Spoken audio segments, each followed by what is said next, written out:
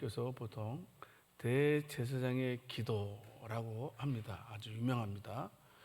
여러분, 우리가 알고 있듯이 이제 예수님께서 좀 있으면 십자가에 죽으시는데, 죽으시기 직전에 이제 불안에 떨고 있는 제자들을 위로해 주십니다. 격려도 해 주시고 확신도 시켜 주십니다. 그런 다음에 이제 하늘을 우러러 하나님께 제자들을 위해서 기도를 하시게 됩니다. 예수님께서 제자들을 위해서 기도하심을 통해서 이제 제자들이 승리하기를 원하시는데요. 우리가 오늘 읽은 요한복음 17장은 굉장히 중요하게 다룹니다. 많은 신학자들이 이 요한복음 17장을 가리켜서 예수님의 설교의 권위를 인정하는 도장과 같다, 인장이다, 이런 말도 했고요. 예수님의 이 기도는 굉장히 단순하지만 깊이와 넓이는 이루 헤아릴 수 없다라고도 말을 합니다. 예수님은 기도는 아주 쉬운 기도였지만 그러나 가장 깊은 기도이기도 했다라고 많은 학자들이 말을 하게 됩니다. 도대체 예수님께서 어떤 기도를 하셨길래 많은 학자들이 거기에다 의미를 부여하고 있는지 우리는 오늘 말씀을 통해서 듣게 될 것입니다. 여러분, 대제사장 알죠? 구약시대 때 이제 대제사장은 1년에 한 번씩 성막의 지성소 안에 들어갈 수 있습니다. 지성소 안에 아무나 들어가면 안 되고요. 대제사장이 1년에 한 번 대속죄일에 짐승의 피를 가져다가 백성들의 죄를 사하기 위해서 그 지성소 안에 들어가서 야훼, 여호와의 이름을 불렀던 그런 일입니다. 제사장만이, 대제사장만이 1년에 한 번 들어갈 수 있는데요, 사하기 위해서요. 그런데 히브리서 4장 14절 말씀을 통해서 보게 되면 예수님을 가리켜서 큰 대제사장이시다라고 이렇게 말씀을 하고 있습니다. 여기서 크다라는 말은요, 좀 더 정확히 말씀드리면 위대한 대제사장이라는 말씀입니다. 위대하신 대제사장 되신 예수님께서 하나님과 인간 사이에 계셔서 이제 인간을 위해서 중보 기도해 주시는 내용입니다. 아주 중요하죠. 어떤 면에서 예수님께서 승천하시기 직전에 하나님께 기도한 내용이기 때문에 우리 성도들에게 가장 중요한 말씀일 수도 있다라는 내용입니다. 예수님께서 어떤 기도를 하셨습니까? 그 기도는 우리에게 어떤 의미를 줄까요? 성도 여러분, 첫 번째로 예수님께서 이제 대제사장으로서 하나님께 중보의 기도인 것은 뭐냐면 악한 자의 공격으로부터 지켜주십시오 라고 기도를 하셨다라는 사실입니다. 오늘 보면 요한복음 17장 14절 말씀을 통해서 보게 되면 예수님의 제자 곧 성도들이 세상에서 미움을 받게 될 것과 그리고 그 미움을 받는 그 이유에 대해서 말씀을 하고 있습니다. 세상이 그들을 미워하여 싸우미, 그리고 또 왜 그들이 미움을 받느냐, 세상에 속하지 아니하였기 때문이다 라고 말씀하고 있습니다. 예수님께서는 세상이 예수님의 제자들을 그냥 내버려 두지 아니할 거다, 미워할 거다, 핍박할 거다, 또 죽이기까지 할 것이다 라는 사실을 기정사실화하고 있다라는 사실입니다. 왜냐하면 바로 제자들이 세상에 속하지 않고 예수님께 속해 있기 때문이었습니다. 여러분, 세상과 우리는 원수입니다. 왜냐하면 예수님께서 재림하실 때까지 바로 악한 영들의 세력이 세상을 다스리기 때문입니다. 그런데 특이한 것은요, 요한복음 17장 15절 말씀을 통해서 보게 되면 분명히 이 세상에서 제자들을 핍박할 것이다 라고 이렇게 말씀해 주셨잖아요.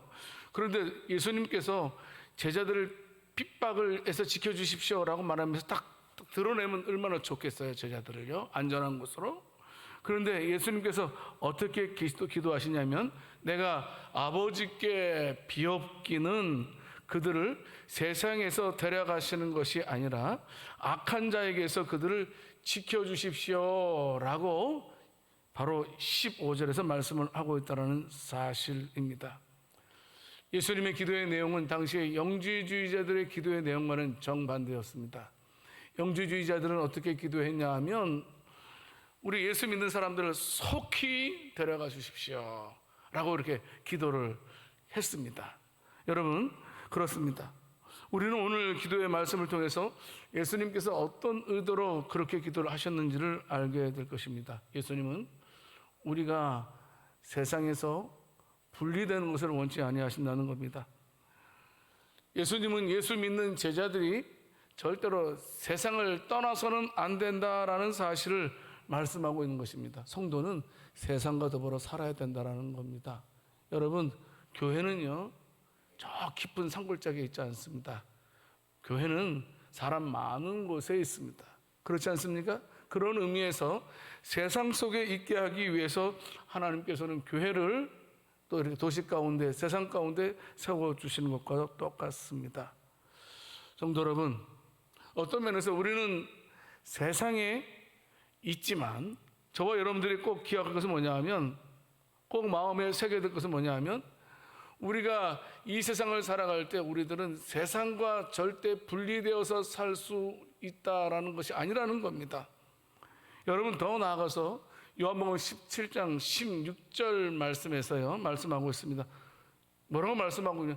우리 제자들이 세상에 살고 있지만 세상에 속하지 않은 자가 되게 해달라고 기도를 하고 있는 것을 보게 됩니다.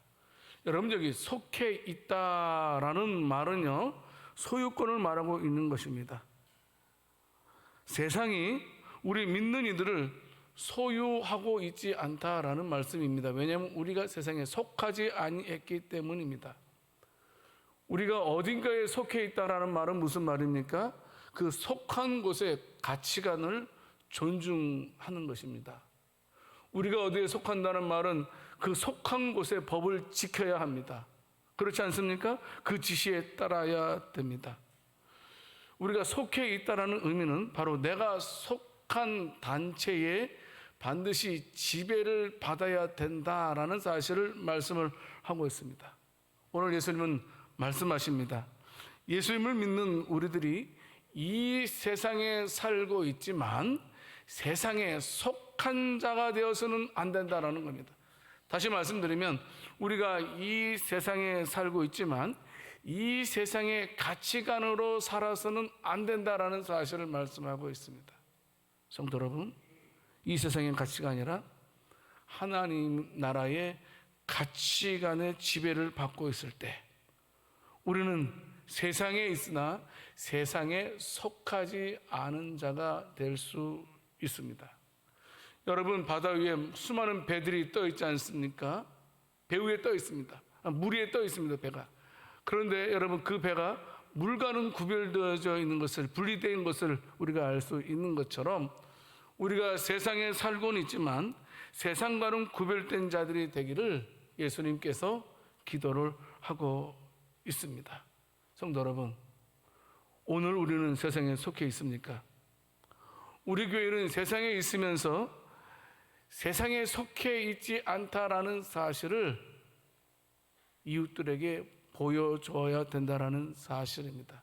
우리는 너희들과 다르다는 사실이죠. 여러분, 우리가 오해할 것은 뭐냐 하면 간혹 신앙생활을 하다 보면 교회에서 하는 일만이 하나님의 일이라고 생각합니다. 아닙니다, 여러분. 교회에서 하는 일도 하나님의 일이고 가정에서 하는 일도 하나님의 일이고 직장에서 하는 것도 하나님의 일이라는 사실을 우리가 잊어서는 안 된다라는 사실입니다. 뿐만 아니고 우리가 세상에 있으면서 세상과 똑같이 보이는 교회가 되어서는 안 된다라는 사실입니다. 무슨 말이냐면 세상의 가치관이 교회에 들어와서 세상의 가치관이 참으로 하나님 나라의 가치관을 몰아내어서는 안 된다라는 사실입니다. 여러분, 세상의 가치관은 무엇입니까?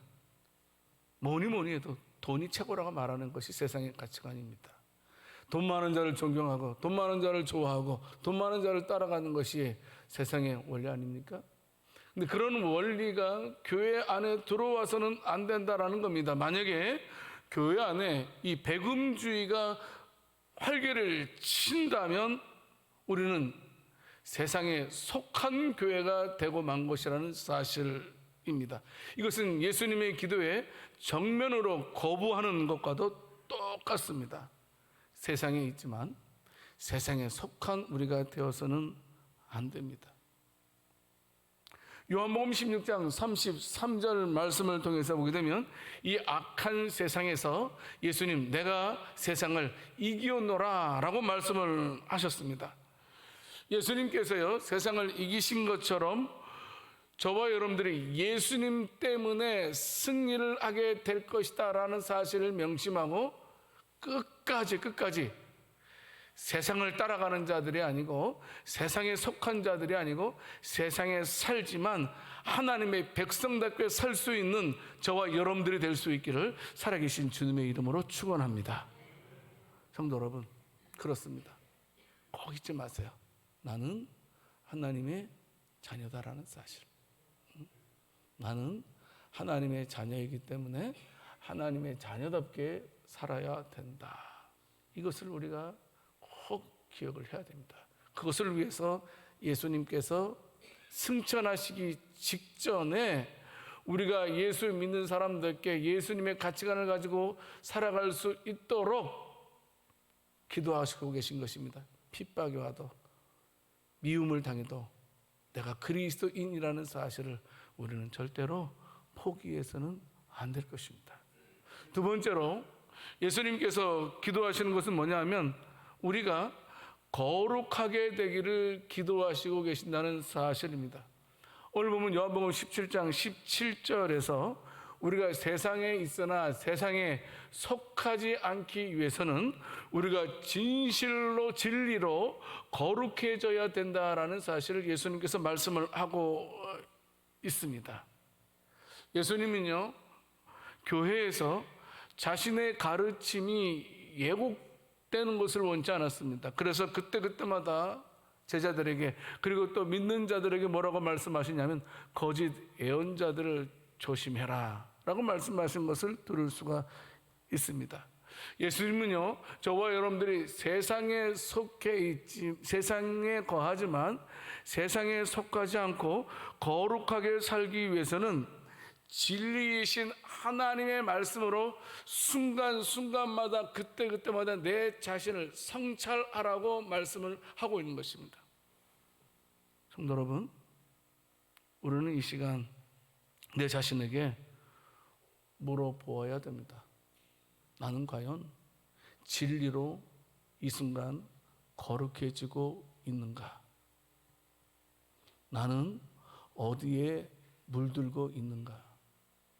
나는 과연 예수님의 정신이 나를 붙들고 있는가? 우리는 부지런히 내 자신에게 물어봐야 됩니다. 여러분, 그렇지 않고서는 절대로 우리는 거룩해질 수 없습니다. 세상과 구별된 삶을 우리가 살 수 없다라는 사실입니다.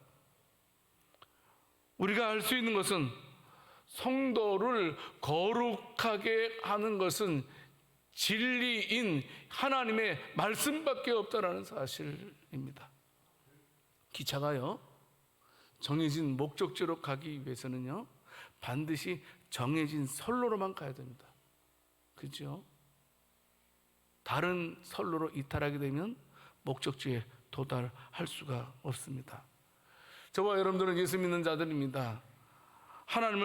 하나님의 나라를 향해서 우리가 한 걸음씩 우리가 가고 있는데 우리가 가는 선로가 뭐냐 하면 하나님의 말씀, 성경이라는 사실입니다. 한마디로 말하면 예수 믿는 사람이 뭐냐, 누구냐? 예수 믿는 사람답게 사는 것이 바로 성경대로 사는 것이라는 말씀입니다. 기억하세요. 교회에 출석한다고 예수 믿는 사람답게 사는 것이 아니라는 겁니다. 예수 믿는 사람답게 사는 것은 우리가 진리인 하나님의 말씀대로 사는 자가 예수 믿는 자답게 사는 것이고 곧 거룩해지는 길이라는 사실입니다. 시편 기자도 시편 119편 105절 말씀에서 말씀하시지요. 주의 말씀은 내 발의 등이요 내 길의 빛이니이다 라고 말씀을 하고 있습니다. 말씀으로 걸어간다라는 말씀 아니겠습니까? 여러분, 우리를 하나님의 나라로, 하나님의 나라에 대한 약속의 응답을 받게 하는 것은 하나님 말씀이라는 겁니다. 성경이라는 것이라는 사실입니다. 그게 곧 거룩입니다. 여러분, 거룩이라는 것을 여러분들은 어떻게 생각합니까? 옛날에는 수도원에서 오랜 기간 동안 수련한 자를 가리켜서 거룩한 자라고 생각을 많이 했습니다. 금식을 많이 한 사람이, 구제를 많이 한 사람이 거룩한 사람이라고 생각을 했습니다.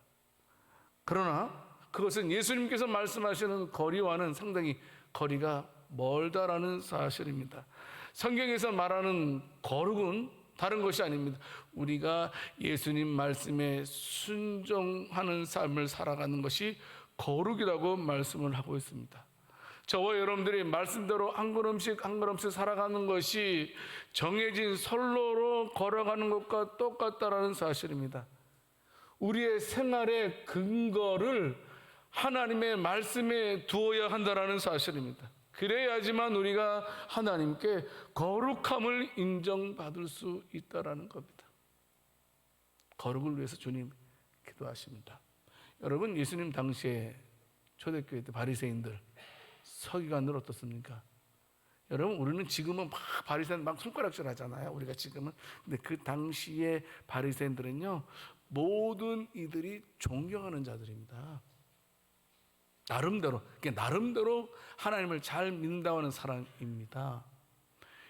그들은요, 자신의 어떤 제도권 안에서는 상당히 거룩한 사람이라고 자타가 인정을 했습니다. 그런데요, 예수님은 달랐어요.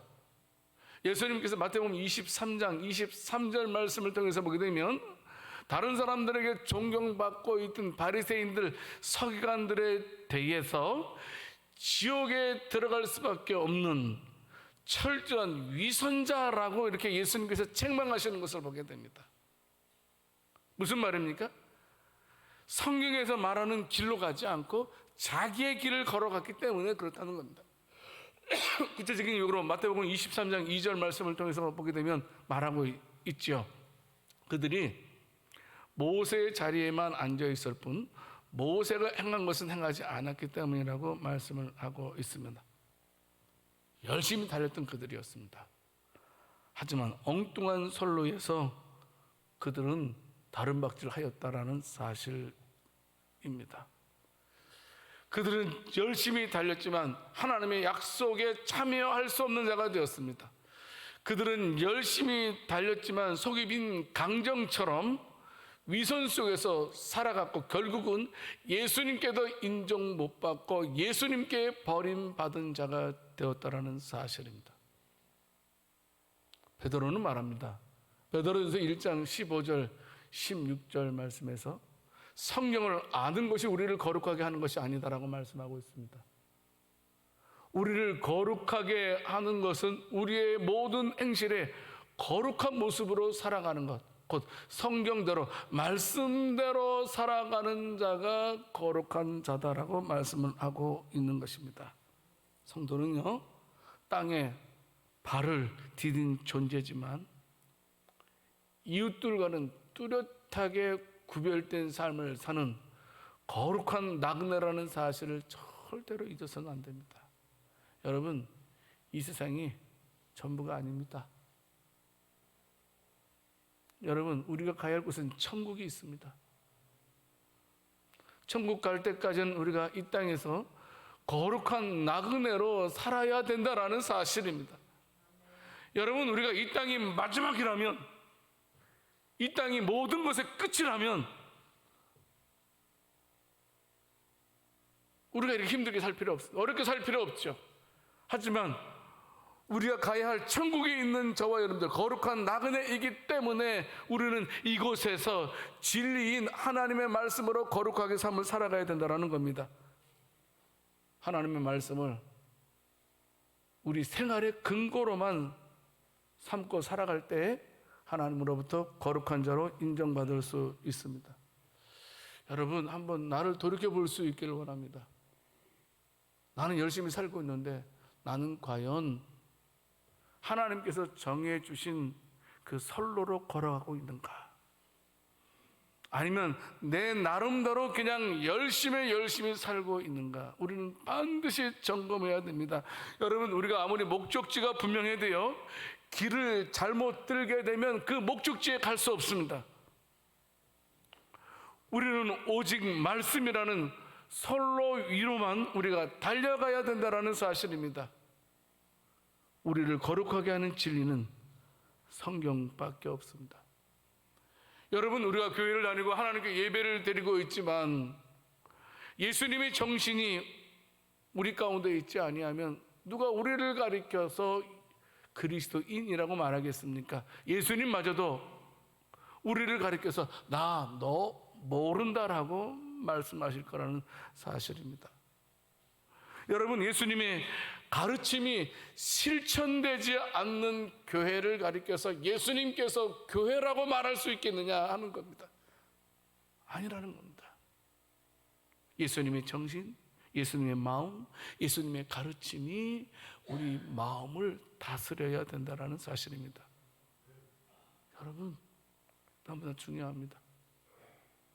내가 몇 년 동안 교회에 다녔느냐, 이것이 중요한 것이 아닙니다. 예, 그것도 중요할 수 있습니다. 그러나 더 중요한 것은 내가 예수님의 마음으로, 예수님의 정신으로, 예수님의 가르침으로 무장되어져 있느냐는 겁니다. 단순하게 그냥 우리가 교회에 나오는 것으로 모든 것을 다 대체하려고 해서는 안 된다는 사실입니다. 아까도 말씀드렸지만 예수님 믿는다고 말하면서 예수님과 전혀 상관없는 삶을 살아간다면 결국은 우리가 하나님 앞에 서게 될 텐데요, 그때에 예수님께서 말씀하실 겁니다. 나 너 모른다. 나 너 모른다. 내가 40년 동안 50년 동안 내가 몇 대에 걸쳐서 교회에 나왔는데 예수님께서 나 너 모른다 한다면 얼마나 안타깝겠습니까? 예수님의 정신이 살아있는 건강한 교회는 여러분 어떻습니까? 어떠한 오염된 정신도 구별내더라고요. 그리고 또 견딜 수 있는 어떤 면역성도 있더라고요. 성경에 충만한 교회는요, 그냥 성경에 충만한 교회는요, 잘 흔들리지 않아요. 흔들려도요 다시 원위치 옵니다. 말씀에 뿌리가 없는 교회는요, 흔들리면 그냥 다 자빠져 버립니다. 건강한 교회는, 특별히 진리인 하나님 말씀에 충만한 교회는 그 어떤 어려움 속에서도 흔들림은 있지만 다시 원위치 된다는 사실입니다. 그것을 위해서 예수님께서 승천하시기 전에 기도하는 겁니다. 하나님, 우리 양주세선 교회가 거룩한 교회 되게 해주세요 라고 하나님께 기도를 하고 있는 것입니다. 성도 여러분, 예수님 믿습니까?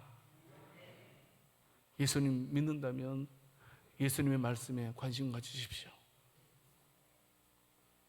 이 시간 나와서 한 40분 동안 설교하는 그 소리 듣는 것으로 만족해서는 안 됩니다. 일주일 동안 이 들은 말씀을 계속해서 묵상해야 됩니다. 하나님, 제가 예수님의 생각으로 충만하게 해주세요. 예수님의 가르침으로 충만하게 해주세요라고, 그것을 위해서 예수님께서 기도하십니다. 하나님, 이들을 진리로 거룩하게 하옵소서. 진리로 거룩한 저와 여러분들이 다 되시기를 살아계신 주님의 이름으로 축원합니다. 세 번째로, 마치 유언과도 같은 예수님의 대제사장의 기도이십니다. 하나 되기를 기도하시고 계신다는 사실입니다. 예수님께서는 제자들의 일치, 연합을 위해서 기도하셨습니다. 오늘 요한복음 17장 21절 말씀을 통해서 보게 되면 아버지께서 내 안에, 내가 아버지 안에 있는 것 같이, 하나가 되었던 것 같이 제자들도 다 하나가 되어서 하나님 안에, 예수님 안에 있게 해주세요. 내 안에 있게 해주세요 라고 기도를 하고 있습니다. 어떤 면에서 교회를 향한 하나님의 명령과도 같습니다. 하나됨을 힘써 지켜라. 초대교회의 예루살렘 교회와 안디옥 교회가 얼마나 아름답게 있었는지 모릅니다. 그런 것처럼 하나가 되어야 된다. 하나가 되어야 된다. 어떤 일이 있더라도, 어떤 명분으로도 어떤 명분으로도 교회가 하나 되는 것을 거부한다면 이것은 하나님의 명령을 거부하는 반역적 행위와 똑같다라는 사실입니다. 하나됨을 힘써 지켜야 됩니다. 예수님을 주라 고백하면서 우리가 그분의 명령을 따르지 않는다면 그 고백은 거짓말 아니겠습니까? 주인이 뭘 원하는지 정확히 알아야 됩니다. 종에게는요, 주인에게 명령할, 그 주인의 명령에 순종할 의무만 있지 않습니까? 종이 주인의 명령을 임의대로 해석하지 않습니다. 주인의 의도를 바로 알아채야 됩니다. 만약에 주인의 명령을 자기 생각 임의대로 막 해석해가지고 열심히 막 일한다면 여러분, 그 종이 주인에게 칭찬받을까요? 아닙니다. 심한 격한 책망을 듣게 될 것입니다. 성도 여러분, 하나됨에 있어서 가장 중요한 것은 내가 하나님 안에, 하나님이 예수님 안에, 우리가 예수님 안에, 예수님이 우리 안에 거하는 것처럼 우리 하나님 말씀에 순종하는 것이 첫 번째라고 생각됩니다. 우리가 모두가 다 하나님 말씀에 순종하게 되면 우리는 하나가 된다는 사실이죠. 그래서 사무엘상 15장 22절 말씀을 통해서 보게 되면 하나님께서 가장 좋아하시는 것은 제사가 아니고 순종이라는 사실을 말씀도 하고 있습니다. 하나님의 명령입니다. 하나님의 명령입니다. 하나 되어야 됩니다. 어떤 일이 있더라도 내 생각보다도 주인의 생각을 이길 줄 알아야 됩니다. 내 생각보다도 하나다라고 말씀하시는 하나님의 생각을 알 줄 알아야 됩니다. 특별히 왜 우리 양주세순교회가 하나가 되어야 됩니까? 하나 되는 이유는 뭐냐 하면 그리스도의 몸이기 때문입니다. 몸은 하나이지만 지체는 여럿 아닙니까? 바울이 고린도 교회를 향해서 고린도전서 12장 27절 말씀에서 말씀하고 있듯이 우리 각 사람은 자신이 바로 이 거룩한 몸의 한 지체라는 사실을 말씀해 주고 있습니다. 그러므로 우리는 하나됨을 잘 지키도록 노력해야 됩니다.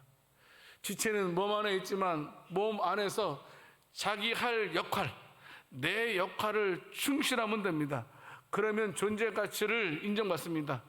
여러분, 팔의 역할이 있고 다리의 역할이 있고 머리의 역할이 있지 않겠습니까? 만약에 우리 지체 중에 하나가 떨어져 나간다면 아무리 좋은 지체라 할지라도 여러분 그것은 무용지물이 되는 것입니다. 여러분 그렇지 않습니까? 제가 오른팔 힘이 되게 셉니다. 여러분 세게 생겼잖아요. 근데 이 팔이 몸에서 떨어져 나가면 이 팔은 아무 힘도 발휘할 수 없습니다. 그렇지 않나요? 붙어 있을 때, 하나가 될 때 힘이 되는 겁니다. 떨어져 있으면 아무 힘도, 아무 능력도, 그리고 교회로서 해야 될 일, 기도도 못하고 전도도 못하고 봉사도 못하고 헌신도 못하고 쓰임받지 못하게 된다는 사실입니다.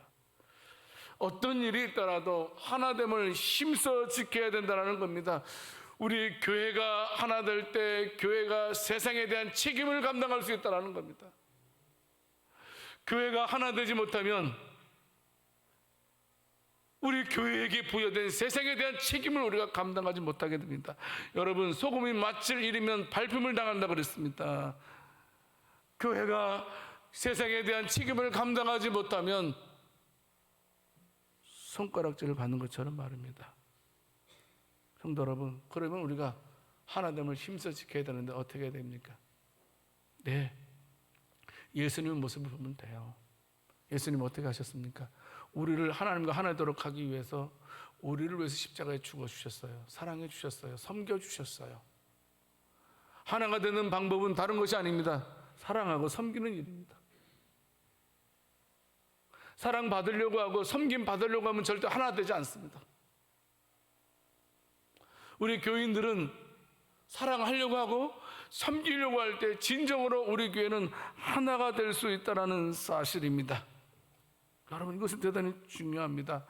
만약에 여러분 교회 안에 섬김을 받으려 하는 자와 사랑만 받으려고 하는 자가 많다면 그 교회는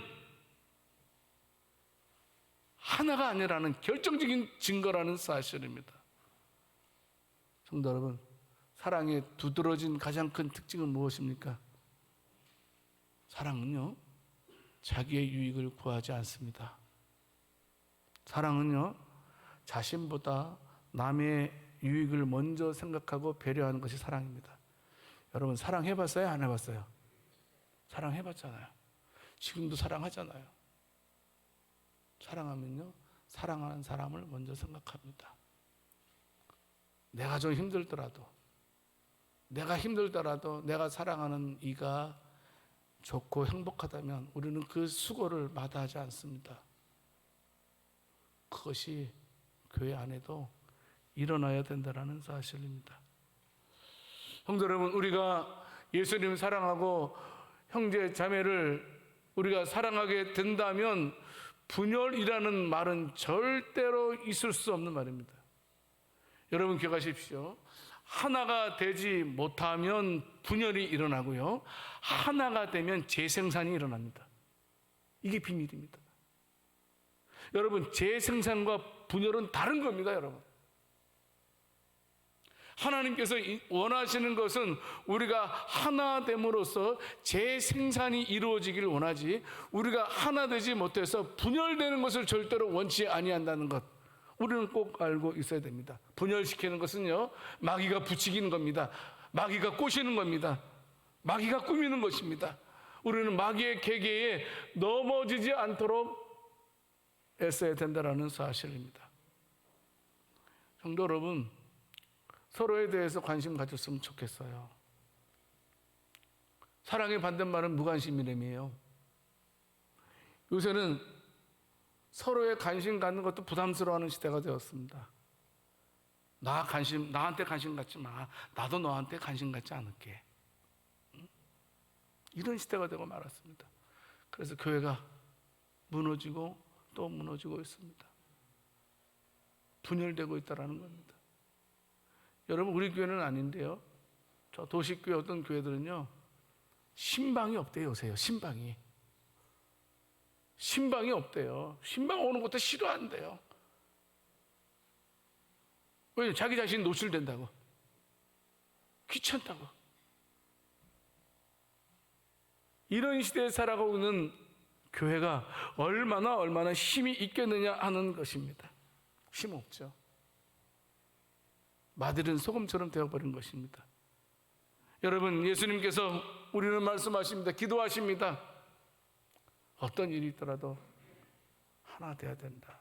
하나 돼야 된다. 그런데 특이한 것은 그 하나됨이 획일성은 아닙니다. 다양성 속에서 통일성을 가리키는 말입니다. 왜냐하면 무슨 말이냐면, 손도 있고 머리도 있고 다리도 있고 뭐 내장도 있고 눈도 있는 것처럼 다 달라요. 근데 하나예요. 이런 모습이 교회에 있어요. 잘하는 일들이 다 틀려요. 역할이 다 틀려요. 사람마다 역할이 다 틀려요. 그런데 그 역할을 모아서 한 몸을 이루라라는 사실, 끝까지 그러면 너희가 마귀의 괴계로부터 승리할 수 있다라고도 말씀하시는 것을 보게 됩니다. 그리스도와 연합하십시오. 그리고 하나님과 연합하십시오. 성도들과 연합을 해야 됩니다. 절대로 여러분 싸우지 마세요. 싸우지 않습니다. 우리 교회는 싸우면 안 됩니다. 싸움이 더 견고함을 준다면 열심히 싸웁시다. 우리 여러분, 근데 싸움의 결과는 견고함이 아니고 무너짐이잖아요. 무너짐. 절대로 그냥 이해하려고 하세요. 한 번 더 안아주세요. 사랑해 주세요. 그럴 때 하나님의 영광이 나타난다는 사실입니다. 그래야지만 여러분, 우리가 재상장을 해서 세상을 향해서 많은 일들을 감당할 수 있습니다. 우리 교회가 성도 안에, 여러분, 저는요, 우리 교인들이 하나만 되면 우리 교회가 못할 일 없다고 저는 믿습니다. 하나만 된다면. 그렇지 않나요? 너무나 자기 생각들이 많아. 내 생각이 많아. 내 생각이 옳아. 내 생각이 하나님 생각이에요. 내 생각이 성경이야. 하나님 말씀 저버려두고. 여러분, 그래서 우리가 신앙생활 할 때 조심하는 것은 뭐냐 하면, 내가 하나님을, 나라를 위해서 이렇게 할 거야, 물론 그것도 중요합니다.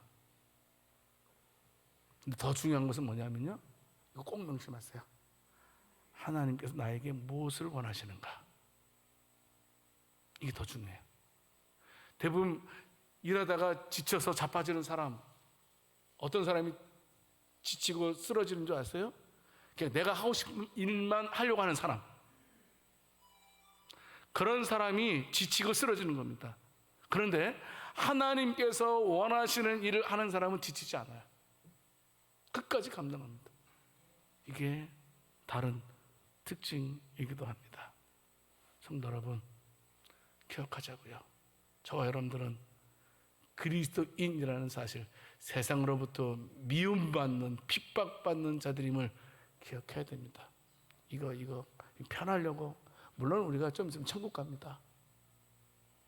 여러분, 마태복음 5장 48절 말씀에 있는 것처럼 항상 우리가 그리스도인이라는 사실을 잊지 않았으면 좋겠어요. 내가 온전하니 너희도 온전하라. 베드로전서 1장 16절 말씀에 있는 것처럼 내가 거룩하니 너희도 거룩하라. 오늘 요한복음 17장 19절 말씀에 있는 것처럼 너희가 꼭 진리로 거룩해지길 원한다. 주님 말씀하고 계십니다. 성도 여러분, 우리 교회가 하나님 나라의 일을 많이 하는 교회가 되었으면 좋겠습니다. 여러분, 우리 교회가 선교도 많이 합니다. 구제도 열심히 하려고 합니다. 교육부서도 하려고 합니다.